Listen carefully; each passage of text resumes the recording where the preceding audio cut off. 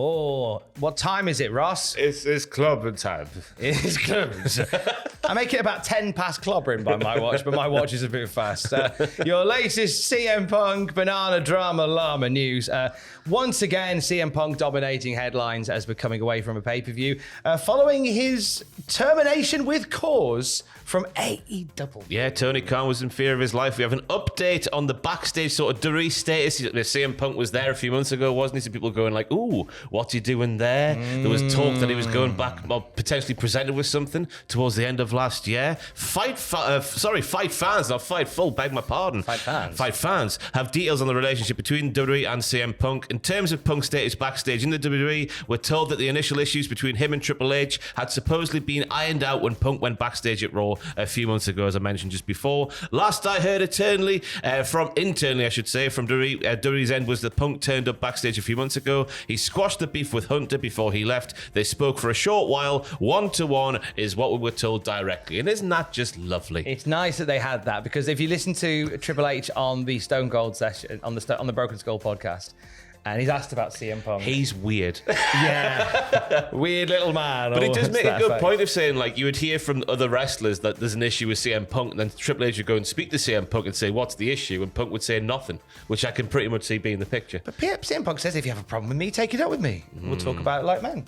Oh, that's strange.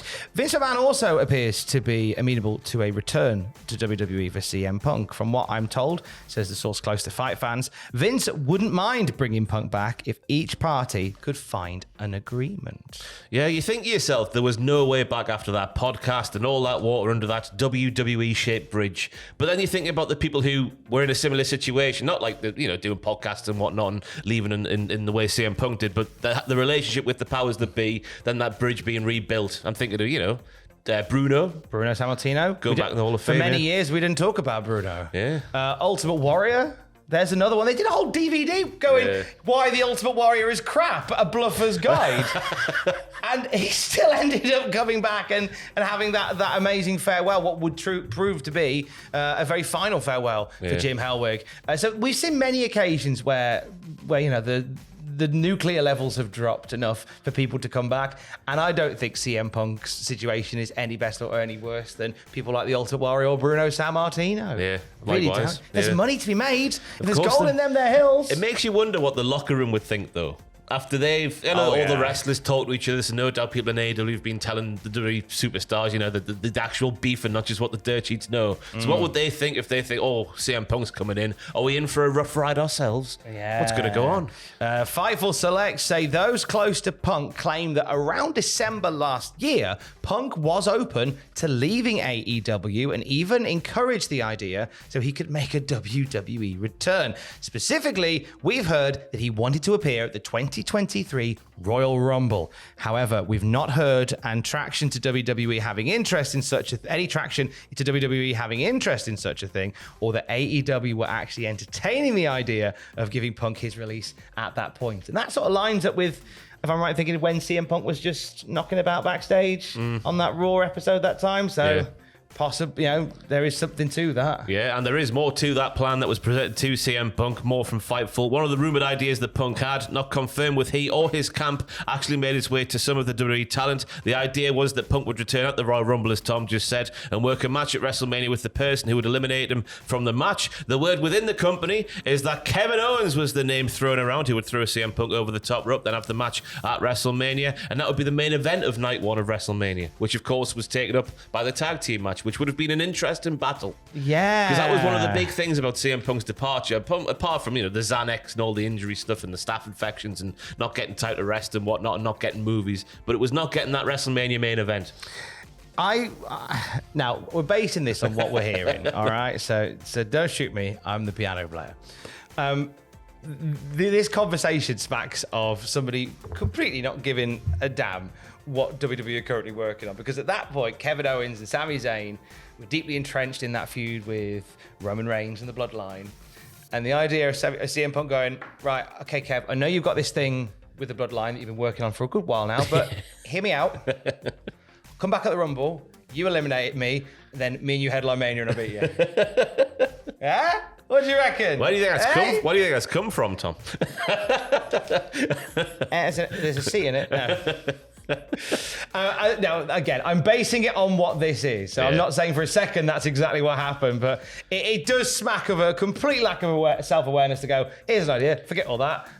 Put us in the main event. Survivor Series was in November, which is just before December last time I checked. So this is where we're coming into when CM Punk was allegedly sort of presented with these ideas just after Sammy and Kevin had their big moment in the cage at War Games. So yes, it makes no sense at all. Just gonna roll a 6. Oh, CM Punk intervenes. There we go.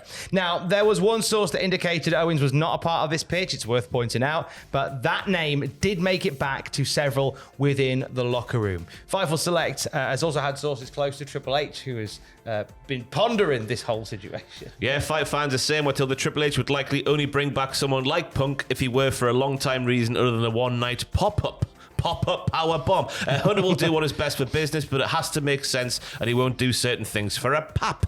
He's interested in long-term thinking. If Punk did come back, I wouldn't bank on it being by the Royal Rumble. My guesses will either be a road to Mania or shortly after. If it was to happen, no guarantees. Plans may change. Plans may change. I don't think it's completely out of the realms of possibility. No, and that's a very different statement to the one that I was making on Saturday night when I was when the news broke. Because I just thought, well, that's it, CM Punk's done now. Yeah. That's it. But you know what? As literally just a few days have passed, providing that there's no legal issues that will prevent it, and if there's money to be made, I think a WrestleMania return for CM Punk would probably do gangbusters. And if Punk can keep his snotty nose clean, that's a big thing. Because in ring, Punk's AEW stuff was top tier. The stuff with MJF, I don't have to reel off the rest of it. But it was always, after the good stuff, there was always something bollocks backstage that got in the way of the good stuff. Yeah. So if he can keep his snotty nose clean, we'll be A-okay. But you would think in the WWE environment as well that he would not get away with as much as he probably did backstage in AEW as well. See, this is a big thing. And I go into detail on this. There's a video that's coming later today called "Where Did AEW Go Wrong with CM Punk?" Now the answer is quite obvious, but we'll get into the weeds on it a little later on. Now the behind the scenes, obviously you're going to hear over the few days and weeks people's thoughts on CM Punk no longer being part of that locker room atmosphere. Mark Henry spoke about it on Busted Open Radio, and I'm going to quote what he said, but then I'll tell you the context behind it, because context truly is key here. The problem is gone. The problem is solved. Now you can freely go, and there will be no more complaining. There should be no more complaining. The problem is gone. The so-called problem is everything should be SH1Ts and giggles and unicorn pee and rainbow blankets. That's what it should be now. I'm curious to see how it's going to be. The problem is solved. As I say, context is key, because Mark Henry isn't therefore saying CM Punk was the problem, which I think a few people have taken that out of context to mean.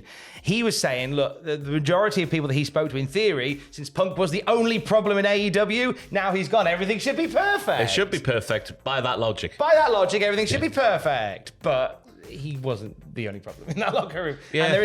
And that isn't the only situation in that locker room. No, not at all. You think about Sammy Guevara and Andrade and people like that. It's been an ongoing thing. But again, it goes, I don't know if it was just like an outsider's perspective looking in. It always felt like up until very recently, Punk was getting sort of special treatment, as he probably should have done for a certain period of time, because he was the guy that the entire wrestling world wanted back in the fold for 9 years, whatever it was.